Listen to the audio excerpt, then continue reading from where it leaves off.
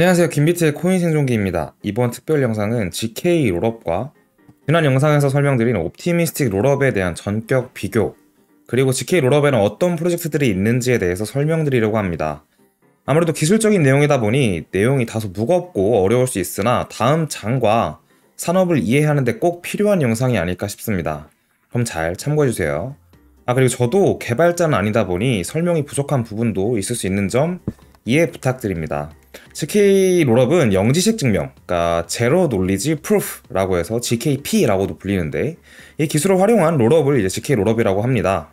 영지식 증명은 어떤 문제에 대해 답을 공개하지 않으면서도 답을 알고 있다는 것을 수학적으로 증명하는 암호화 기술입니다. 벌써 머리가 조금 아파오죠. 그러니까 GK 롤업은 L1, 그러니까 레이어 1, 이더리움을 말하는 거죠. 어떻게 보면 L1에 제출되는 배치 정보의 유효함을 제출과 함께 즉각적으로 검증하는 유효성 증명 방식을 사용하고, 최근 들어서 폴리곤, 스크롤, GK 싱크 등 GK EVM 개발 업데이트, 스타크웨어의 재기적 증명을 통한 프랙탈 확장 가능성 등으로 GK 롤업에 대한 기대감이 매우 큰 상황입니다. 사실 우리가 아이폰의 iOS와 갤럭시 등에 탑재된 안드로이드 기술 덕분에 지금의 카카오톡, 인스타그램 등 어플리케이션 세상이 열린 것인데, 그런 가능성을 열어두기 위한 기술 중 하나이고, 앞으로 블록체인 산업을 좀 키울 수 있는 기술이지 않나 싶습니다.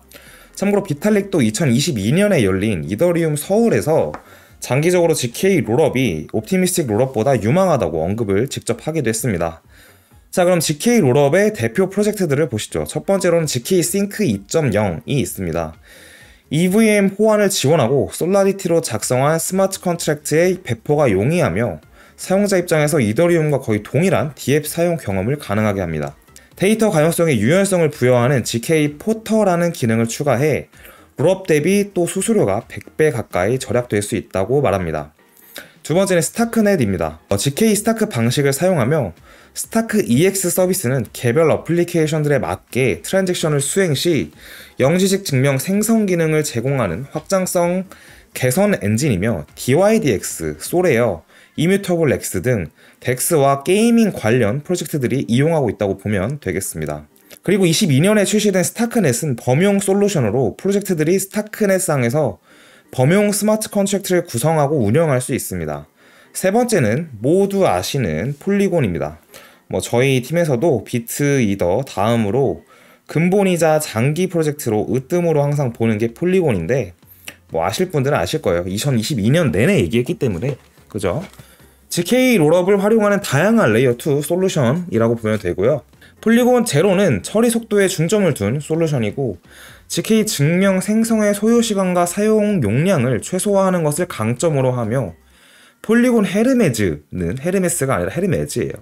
헤르메즈는 강한 탈중앙성이 특징이며 자체 토큰을 활용하여 단일 시퀀서가 아닌 다수의 코디네이터들이 시퀀서 역할을 수행하며 이더리움과 호환되는 GK EVM을 출시할 예정입니다. 폴리곤 마이든은 GK 스타크를 적용한 범용 GK 롤업 네트워크이며 스마트 컨트랙트 실행 시 자동으로 GK 증명을 생성해주는 자체 VM 지원을 예정합니다. 그러니까 VM이 뭐냐면 EVM, VM 이러는데 그게 Virtual Machine이라는 말이며 가상의 머신이라고 보면 됩니다. 앞에 E가 붙으면 이더리움 Virtual Machine, 그러니까 이더리움에 특화된 가상의 머신, 처리해주는 그런 걸 말하는 거죠. 자, 폴리곤 나이트폴은 개인정보 보호를 중시하는 기업 대상 솔루션으로 적합하며 옵티미스틱 롤업 기반의 GK 기술로 프라이버시를 강화한 하이브리드 방식으로 대기업에게 필요한 서비스입니다. 보면 GK라는 영지식 증명을 두고도 많은 회사들에서 개발 중인데, 그 중에서도 역시 폴리곤은 시총이 높아서 그런지 근본이라 그런지 돈이 많아서 그런지 모르겠지만 폴리곤 안에서도 보시다시피 폴리곤 헤르메즈, 폴리곤 나이트폴 등등 해가지고 여러가지 방식으로 GK를 개발하고 사용하고 있다는 게 좀 특징인 것 같습니다. 지난 영상에서 설명을 드렸듯 옵티미스틱 롤업, 즉 현재 가시권에 들어온 게 아비트럼과 옵티미즘이 있고, 그리고 폴리곤, 지금 GK 쪽이죠. 그리고 GK 싱크, 이렇게 두 가지가 있는데 가시권에서 이 종합적으로 옵티미스틱 롤업과 GK 롤업을 비교를 좀 해보자고요.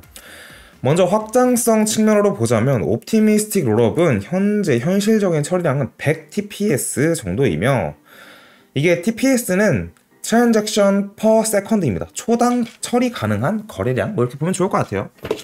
그리고 500TPS까지 증가할 수 있을 것으로 보고 있습니다. 반면에 GK 롤앱의 경우 현재 현실적인 처리량이 2000TPS이며 향후 스타크넷이 제시한 재기적 증명이 상용화될 정도로 고도화가 된다면 엄청난 퍼포먼스가 나올 수 있다고 합니다.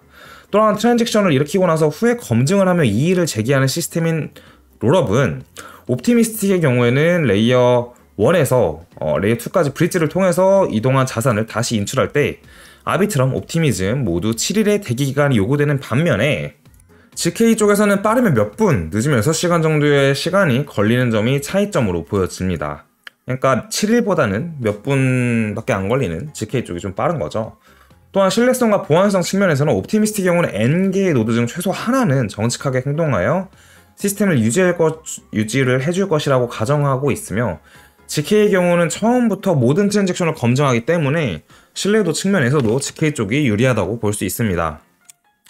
또한 거래를 처리하는 비용의 경우도 GK 쪽이 옵티미스틱보다 싸다는 장점이 있습니다. 이렇게 보면 도대체 옵티미스틱 롤업을 왜 쓰나 하는 그런 생각도 드는데 하지만 이유가 있어요. 이유는 개발 환경 자체가 레이어 2이다 보니 이더리움의 아까 말씀드린 EVM, 이더리움 버추얼 머신과 얼마나 호환성이 잘 유지되냐의 문제가 있는데 이더리움 자체가 처음 개발을 할 때 영지식 증명을 고려하지 않았기 때문에 호환성 자체는 옵티미스틱 쪽이 아직까지 좀 유리하며 후발주자로 시작했다는 GK의 이유로 현재 GK 쪽은 이더리움 진영과 지속적으로 협업을 진행하고 있고 이러한 이유들 때문에 옵티미스틱 쪽이 아직까지 그래도 네트워크가 어느 정도 안전하다라는 컨센서스와 더불어 시장 선점 효과에 따른 경쟁 우위가 있어서 롤업 TV의 Total Value Locked라고 보면 되죠. 이 디파이에 얼마나 돈이 들어가 있냐 그 말인데 TVL의 점유율만 보더라도 아비트럼이 54%, 옵티미즘이 31%, GK 롤업은 DYDX랑 루프링이 있는 뭐 이 정도가 있는데 DYDX 5.8%, 루프링 1.8%니까 확실히 옵티미스틱 쪽이 TVL이 높다라고 볼 수 있겠죠.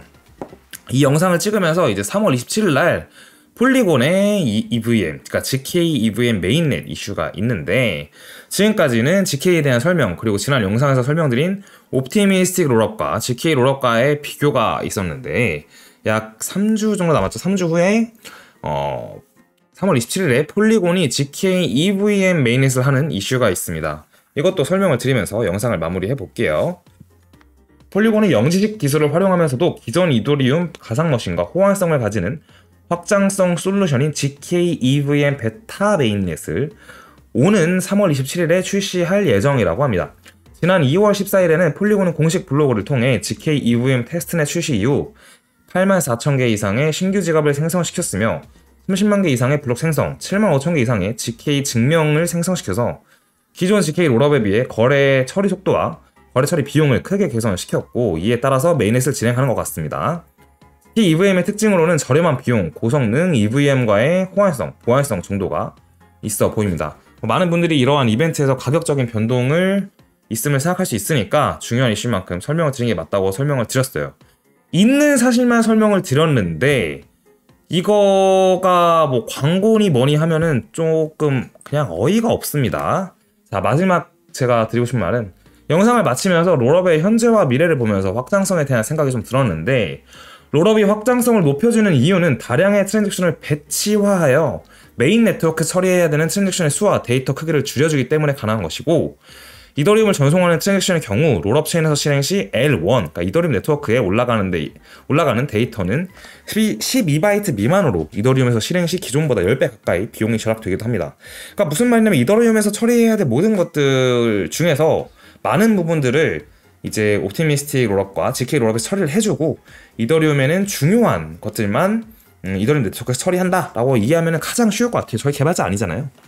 자, 그리고 작년 8월 7일 기준으로 옵티미즘과 아비트럼 덕분에 수수료가 약 10배 그리고 GK 싱크 덕분에 약 50배의 이더리움 가스비 절감 효과를 거두고 있으며 이러한 기술적 업데이트 덕분에 이더리움의 트랜잭션 가스비가 지속적으로 떨어진다면 누구나 사용하기 용이한 네트워크가 될 것이며 이게 곧 웹3 세상으로 나아갈 수 있는 가장 기본적인 요소를 깔아놓은 것이 아닌가라는 생각이 드네요. 보면 옛날에 인터넷 초창기에 나왔을 때 느렸는데 점점 빨라져가지고 지금 우리가 유튜브라는 걸 사용하고 있는 것처럼요.